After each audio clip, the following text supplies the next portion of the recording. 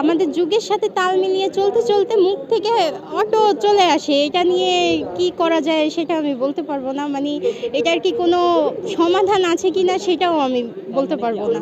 এটা ধরে নেব যে আমাদের যে মাতৃভাষা আসলে এটাই বিলুপ্তর পথে। না, বিলুপ্ত হবে না, কখনোই সম্ভব না এটা। যেহেতু আমরা প্রতি বছর মহান ২১শে ফেব্রুয়ারি খুব অনেক সুন্দর করে উদযাপন করি, তো বিলুপ্ত হওয়া কখনোই সম্ভব না। এটা কি এমন না যে শুধুমাত্র একটা নির্দিষ্ট দিনটাকে কেন্দ্র করে আমরা উদযাপন করি, এর বাইরে আর কোনো চর্চা হয় না বা এটা নিয়ে?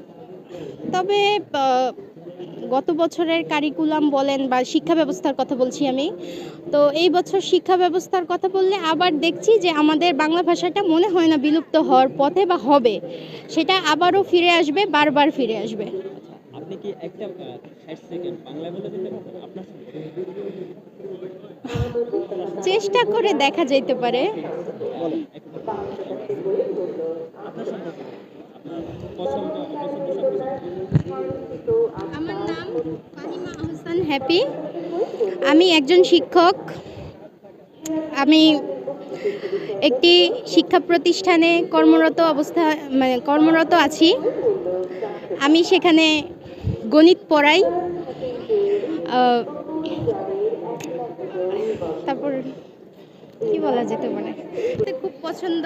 আমি বই পড়তে খুব পছন্দ করি, বই মেলায় আসতে পছন্দ করি। আমি প্রতি বছর একবার করে বই মেলায় ঘুরে যাই। আমার বিভিন্ন লেখকের বই খুব পছন্দ।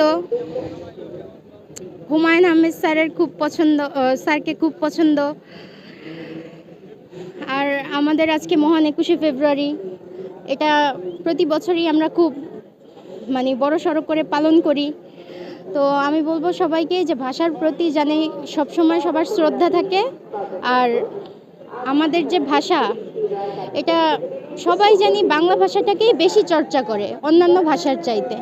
অন্যান্য ভাষাকে প্রাধান্য না দেওয়াই উচিত। তবে ইংলিশ হচ্ছে আমাদের আমার ৬০ সেকেন্ড তো শেষ নাকি? হ্যাঁ, ইংলিশ হচ্ছে আমাদের ইন্টারন্যাশনাল ল্যাঙ্গুয়েজ। সো এটাকেও সাথে রাখতে হবে, এটাকেও তো ফেলে দেওয়ার মতো না, এটা তো সব ক্ষেত্রে লাগবে। তবে বাংলা আমাদের মাতৃভাষা, এটাই আমাদের মুখে মুখে থাকবে। ধন্যবাদ।